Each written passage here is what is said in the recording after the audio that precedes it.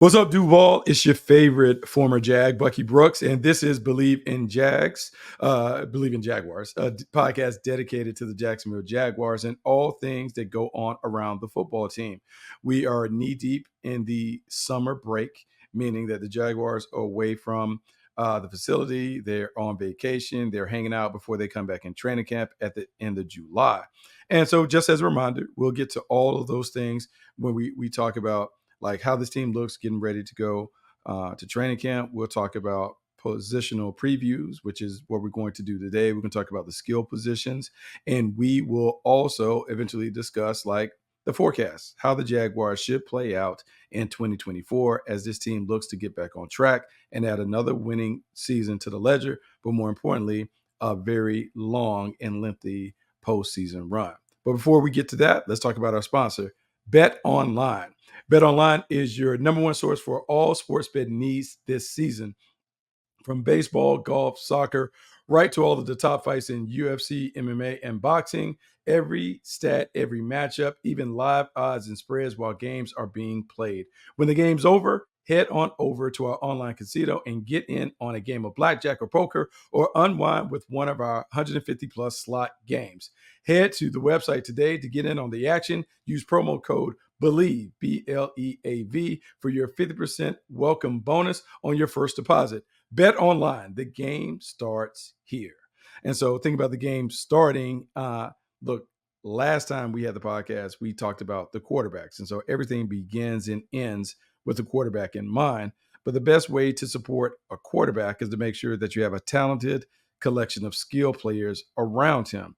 When I look at the Jacksonville Jaguars, they certainly have an elite set of skills around Trevor Lawrence, even though I would say the elite part comes in the collective, not necessarily the individual, meaning that the strength of the group is what really can push this unit to an elite level as opposed to just having one or two elite playmakers.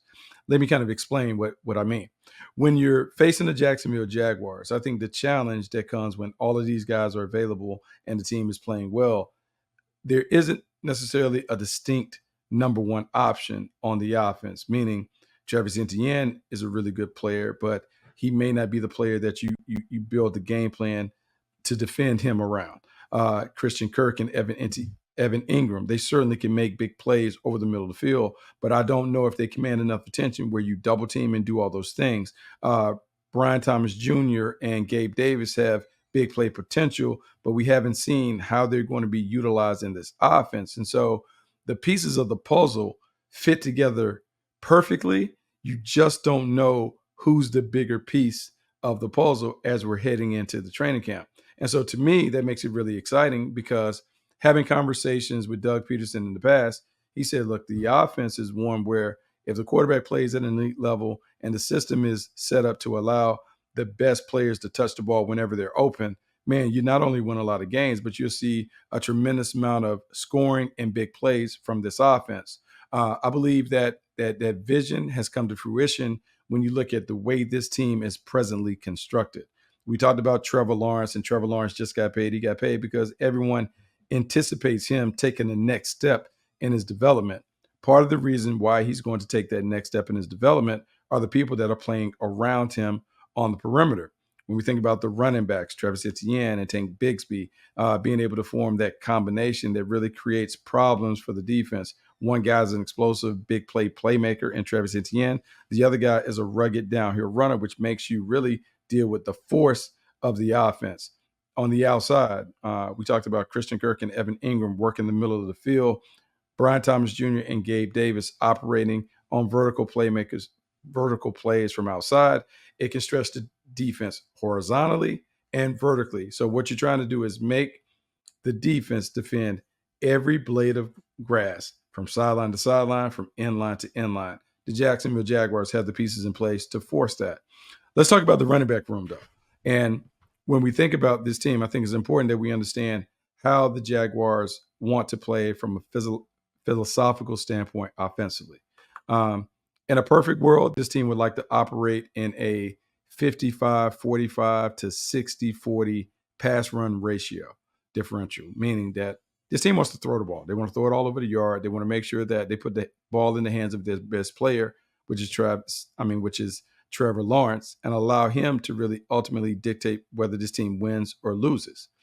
But Doug Peterson and the offensive staff recognize the importance of having a running game to be able to kind of dictate the terms to the defense. Sometimes to be able to run the ball enough to force another defender to drop into the box, which now creates more one-on-one opportunities for the players on the outside. Sometimes when they're loaded up to defend the pass and they're playing these loaded zones and they're light in the box, you want to be able to run Travis Etienne to get them out of that defense to make life easier for number 16 under center. Well, Travis Etienne has proven that he certainly can be that kind of player. You go back since 2022, there have only been 2 running backs that have had 1,000 rush yards and 1,000 or 1,400 scrimmage yards in each of the past 2 seasons. That's Travis Etienne and Christian McCaffrey. So when you think about the company that Travis Etienne is keeping in his 2 years as being the full-time running back, this dude is an elite running back who can certainly have a big impact on the game. When we've seen him healthy, we've seen the big plays kind of come in bunches. He's a player coming out of Clemson. When you looked at him, he could get to the edges. He wanted to run on the perimeter. He could make big plays because of his speed and explosiveness, but he also had that potential to impact the game as a receiver out of the backfield. It's not a coincidence that when you talk about like some of the best multi-purpose backs, Travis Etienne's name is right there with Christian McCaffrey, because you look at the numbers, you look at the tape, you look at a lot of the things that you measure running backs by. He certainly has performed at an elite level. And the good thing about it is, I think there's so much more that Travis Etienne can do as the starter for this team. When we go back and we look at the team last year the team ran out to an 8-3 start. A lot of that was due to the way the offense played, with Travis Etienne kind of being the bell cow. The first, 9 games of the season, from weeks 1 to 9, Travis Etienne averaged 72.9 rushing yards per game. That would put him 4th in the league at that time. The problem that you saw is the last half of the season, weeks 10 through 18, he only averaged 47.2 yards per game on the ground, and that put him at 29th in the league. Just in looking at those numbers, it tells you this team, this offense, certainly operates better when Travis Etienne is a more impactful player on offense. When you think about this team losing 5 out of the last 6 games, coincides with the lack of running game, or the inconsistencies in the run game that showed up the last half of the season. And we can debate whether it's the runner or the blockers, but regardless, it didn't get done at the level that it needed to get done for this team to put together the balanced offense that they need to allow number 16 to play well. We also can talk about the injury that Trevor Lawrence suffered and how that likely impacted not only his performance, but the performance of the running game, because everything was out of sync. Too many long yardage situations, just couldn't really lean into the run game. Well, now that everyone is healthy and we're anticipating this line being kind of together with Cam Robinson, Ezra Cleveland, Mitch Morse, Brandon Scherf, and Anton Harrison back and playing together, because they really didn't play together last year, you would think that there would be more opportunities for Travis Etienne in the ground attack to be able to get untracked. With Travis, it's not only his ability to run it between the tackles and on the edges, it is also his ability to handle a heavy workload to give you the kind of production that you want to see late in the year. The sweet spot for Travis has been right around 16 to 18 carries, maybe a handful of touches after, so you kind of get to that 20 touch mark. That's where he can best impact the game. And it may be one where you slow cook him early, meaning you don't really give him a heavy workload the first half of the season, knowing that you want to ramp up the touches and the opportunities as you get closer to the postseason, because you want to play your best ball down the stretch. I would anticipate that being a big part of the overall plan that the Jaguars employ. But to do that, to lighten the load on Travis Etienne so you're getting more bang for your buck or more production out of limited opportunities, you have to have a second running back emerge. That's why the conversation this offseason has been about Tank Bigsby, and Tank Bigsby being a big part of the plan. Doug Peterson was a big advocate, making sure that the team went and got Tank Bigsby in the 3rd round a season ago. Tank Bigsby, coming out of Auburn, was a guy that you really like when you watch the tape. 6 foot, 210. Put it down at the combine where he ran 4.56, 32.5-inch vertical, 9 and 11 broad jump, which kind of speaks to the explosiveness that he displays as a rugged downhill runner who loves contact, who plays with great contact balance and shows a violent nature in his ability to finish his runs. Well, if you're Doug Peterson and you go back to what Doug Peterson has always done, going back to his days in Philadelphia, it's always been backed by committee. When they won the Super Bowl, it was look a three-headed monster with multiple guys sharing the load. One of those guys was LeGarrette Blount. LeGarrette Blount did the heavy lifting, was the violent runner, did a kind of like the dirty work between the tackles to soften up that defense, so others could kind of benefit from it. When I look at Travis Etienne and what they could do with he and Tank Bigsby kind of, I won't say sharing the marquee, but splitting some of the load, you certainly can do that. And Travis, you have the guy that runs to the edges, the guy who can catch the ball out the backfield and make big plays.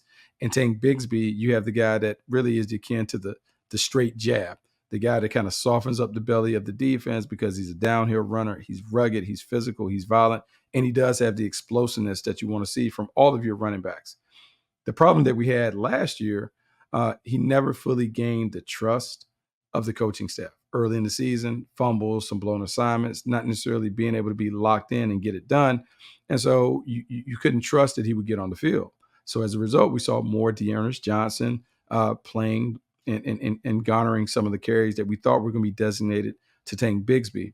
Everyone is probably hopeful that over the course of a full offseason, Bigsby is not only bigger, faster, stronger, but he's more knowledgeable because the game should slow down as he's been in the league for a full season, as he's had more time in the offseason to study the positives and negatives of his game and kind of put together a plan that will allow him to improve this season. If he's an improved player, then it becomes really, really tricky in terms of how do you defend the Jaguars?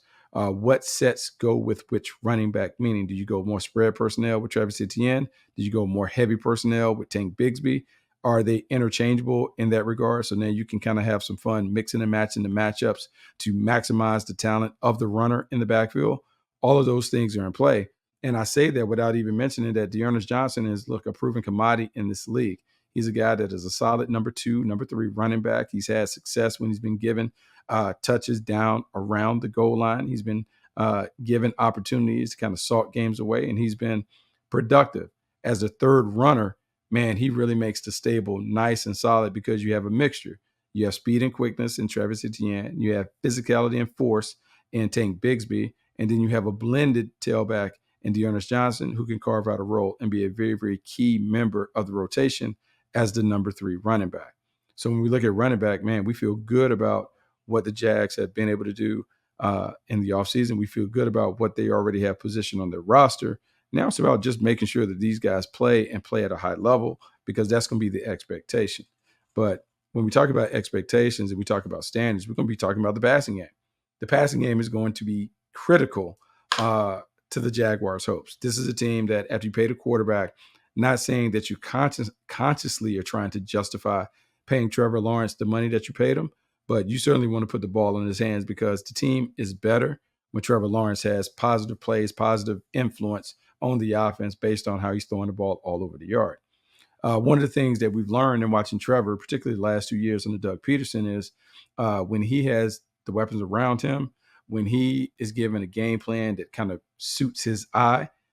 Look, the Jaguars offense is one of the more explosive units in football. Last season, we didn't see that consistently. It just felt like it had a tough time getting everybody on the same page. The receivers and stuff weren't on the same page. The energy was a little different within the locker room. I think that has changed. In terms of the chemistry on the perimeter, I think the chemistry is going to work and it's going to pop in a major way just because I think the pecking order has been established. When I mean the pecking order, anytime you're a coach in this league and you're making up your call sheet, there are a handful of guys on your team that are gotta have it guys, meaning there's a little corner that is designated to get the ball to, and normally it's followed by a number. So in the Jags case, like, hey, if you can get the ball to Evan Ingram, like, hey, get the ball to 77, get the ball to Christian Kirk, get the ball to 13. Like those things kind of factor into what it is. And it may be 5, 6, 7 plays that are easy touches, easy completions, easy ways of getting your best playmakers involved.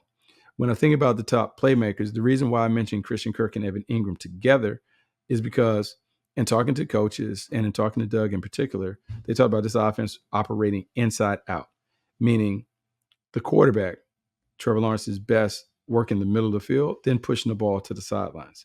When the way you work the middle of the field early and often is you have the tight end and the slot receiver run a bunch of in-breaking routes that put them in those designated landmarks between the hashes. You also can cobble and condense the formations and do some different things to create free access for these playmakers so they can get to those sweet spots right over the ball to be easy targets for Trevor Lawrence. When you go back to 2022, when you looked at him and you saw him get hot, particularly down the stretch, man, how many times did we see him throw crossing routes to guys all over the yard, guys just kind of running free at 5, 10, 15 yards, being able to touch it and then make plays because they can make someone miss. Well, I would anticipate that continue to be a big part of the offense with Christian Kirk and Evan Ingram playing in those roles.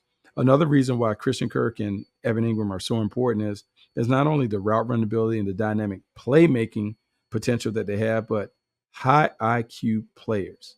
When we talk about high IQ players, we're talking about guys that are smart and just understand the game at a really, really high level, almost to the level of the quarterback. And what that allows you to do, it allows you to make these instantaneous adjustments on the field. You almost are communicating via mental telepathy, meaning I can read your mind, I can finish your sentences because we're so locked in, because we see the game the same way through the same eyes and those things. When I look at what Christian Kirk brings, what Evan Ingram brings, that's what they bring to the table. They bring the ability to work over the middle of the field. They can win their one-on-one matchups. They're really good at finding ways to create separation on option routes. But where they really kill it, man, they are some of the best, I would say, shallow cross, basic dig runners that you're going to find. Meaning that when you see one of those guys, whether it's Christian Kirk or Evan Ingram, come underneath the defense on a 5-yard under, the other guy is coming across the field at 15 yards and he is screaming into those open areas, those voids. It's a concept that really works well for Trevor Lawrence, and it really worked well because both of those veterans are trustworthy, dependable. They're consistent chain movers because whenever you need them to be at a spot to move the chains, they're always at the spot. And more importantly, they make the play when the play goes to them. So you feel good about the top two options in the offense. However you want to designate, and Christian Kirk 1, Evan Ingram 2. If you want to say they share the marquee as 1A and 1B, very comfortable with that because this offense operates inside out, and those are the guys that you build the passing game around. Last year, though, and seeing those guys operate inside out, you saw that the Jaguars kind of lacked that big play and explosive element on the outside. Part of that, Zay Jones was beat up and hurt. Calvin Ridley filled the void to a point, but that's not necessarily his game. He's a route runner. He's a guy that is more a true number one as opposed to a vertical stretch guy. Well, after watching that become a really big issue for the team, I think heading into the offseason, the Jaguars were committed to making sure that they upgraded the vertical part of the offense. You saw early in free agency, they were active. They go and get Gabe Davis, signed him to a nice contract to be maybe the second receiver on the team.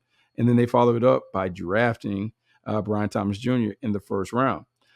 However, we debate whether these guys are wide receiver 2 or wide receiver 3, it doesn't matter because they're going to be on the field at the same time.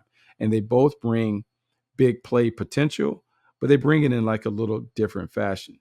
In Gabe Davis, you're talking about someone who is 6'2", 210 pounds. He had a 35-inch vertical coming out of school, had a 10.4 broad jump. And look, he ran 4.54, but that's plenty fast enough for what we consider to be a big wide receiver.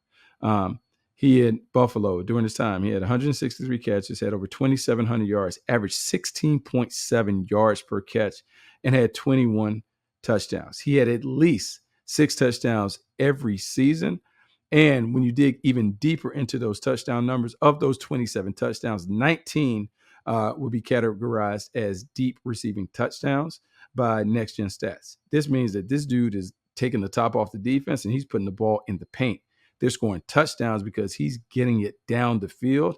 And that downfield element, particularly because it's been proven, it's documented, you can see the production and the performance, it's going to change the way that opponents defend the Jaguars. No longer can they come up and condense and squeeze all the space because they weren't afraid of the big ball, the shot. Well, now they're going to have to respect the deep shot because if it doesn't come from Gabe Davis, it's going to come on the other side in Brian Thomas. Brian Thomas is one that is interesting because at 6'3", 209 pounds, 38.5-inch vertical, 10.6 broad jump, and a 4.33 40. He is someone that right now you got to get out your back pedal and be ready to run. If he ever masters the art of like stopping and restarting his like starting and stopping and running routes and being able to get in and out of his breaks quickly, he's gonna be a nightmare to defend. At LSU, look, he finished his last year well over 1,000 yards, but he has 17 touchdowns. The 17 touchdowns to me are significant because, man, you get paid in this league to put the ball in the paint. The fact that he has 17 touchdowns, his final campaign at LSU, suggested this guy understands how to put the ball in the paint. He knows how to score. He can score a variety of different ways, whether it's vertical passes, whether it's catch and run tosses. He can score.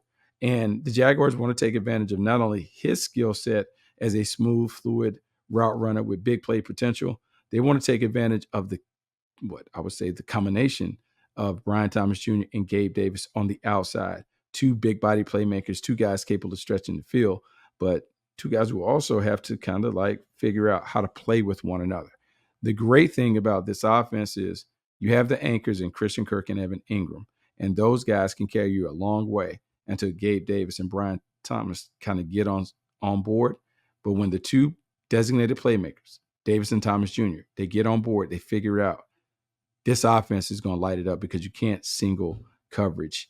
I mean, you can't double coverage everybody. That means single coverage, more opportunities for people to catch, break a tackle, turn a 5-yard gain into a 15-yard gain, and really turn those intermediate games, 15 yards, into touchdowns.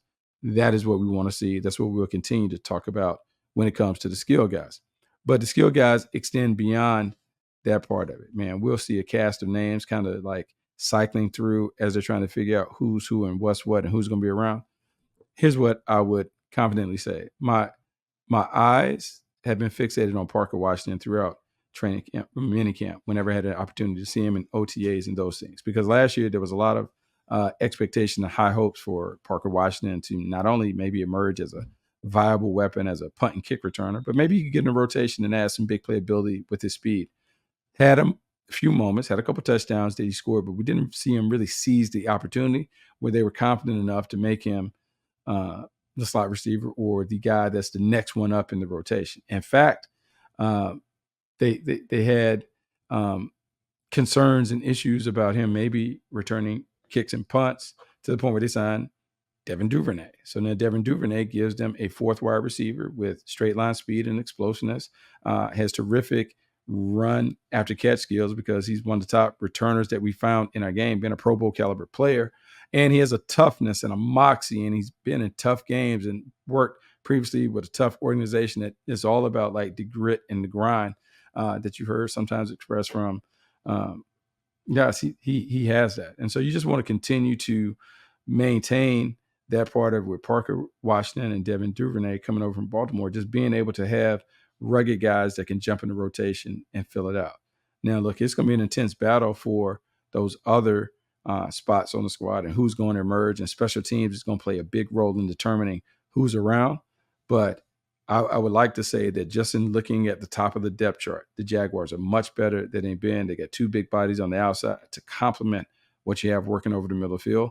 That means that Trevor Lawrence should have a lot of time and look, a lot of time, a lot of opportunity to terrorize the middle of the field and to allow those plays over the middle to become big plays. Now, let's briefly talk about the remaining tight ends and just how this goes. Brett Strange last year was taken in the draft, and look, he was taken high, and he was expected to be a guy that makes major contributions. When you think about Strange, just one of the best athletes that you can find. If you have a chance and you just look at what Penn State has traditionally done the last couple of years, man, they just put guys out. They put guys out that understand athletically how to get it done at a higher level, but more importantly, physically, they just are freak shows. And this dude was a freak show. This dude has unbelievable speed, unbelievable like combination of size, explosiveness that you want to tap into. But what we haven't seen is him put it together as a football player down in Jacksonville. And you're hopeful that, look, Strange will have opportunity to put it down, that he'll make a way for it to get done. But if he does get on the field, then what it does is it creates opportunities for the Jags to use what I would say more 12 personnel packages, more one back, two tight end, two wide receiver sets to continue to really threaten the defense with, look, same picture, different players creating a different response when it comes to what personnel matches up with their offense. Strange is someone that the team is counting on, and they're counting on him because, man, they need this guy to play really, really well. If he plays well, then life is good. And life is good for everybody because it gives them an opportunity to utilize multiple personnel groupings, different players to really run the same routes over and over and over again. And if they're able to do that, man, now you're cooking with gas, and a lot of things are really working out for him. The other tight end that you certainly have to mention would be Luke Farrell. Luke Farrell, coming out of Ohio State, more the blocking type, but he has the ability to catch over the middle. The thing that he does, he gives you more of a classic Y, a classic tight end that is more your inline tight end, plays attached to the hip of the tackle, does a really good job as a blocker, solid enough as a receiver to get him on the field. With those three tight ends, there are a lot of unique combinations of things that Doug Peters can do to dictate the terms to the defense to create big play opportunities, not only on the ground, but through the air. And as we're thinking about adding these guys, the tight ends, to the bigger equation with the skill guys, man, you really got to like where the Jaguars are slotted in terms of their position in the NFL landscape based on the talent and the personnel that is around the quarterback. And I know on a national level, people aren't excited about the Jags, but I'm telling you, the pieces of the puzzle are better fits this year than were previously. So I'd expect the Jags to surprise. So there you go. That's a little preview, a little tasty cake on what the Jaguars have available for them at the skill positions and how the skills, the running backs, tight ends, and wide receivers are really going to impact what Trevor Lawrence does and how it's a good thing to have the kind of weapons that the Jaguars currently have around Trevor Lawrence. I would anticipate him playing well, and a lot of that's going to be to the collective efforts of this unit that we just talked about. So that's the podcast for the day. Make sure you rate, review, subscribe to the podcast. Make sure you tell a friend to join the community. Believe in Jaguars. It's been great the last couple of months, kind of getting with you guys, sharing some insights and some I won't say trade secrets, but some of the trade secrets in terms of being around the team, the scouting world, team building, and those things. Can't wait to continue to do it. Make sure you continue to check out the Believe Network on YouTube, all the great things from the content providers that are talking about other teams. And then finally, just make sure you check out the shows that pop up on football. Like we're doing a lot of great digital content to go with the podcast and having a lot of fun with it. So until we chat again, maybe at the end of the week, I'm Bucky Brooks. This is Believe in Jags.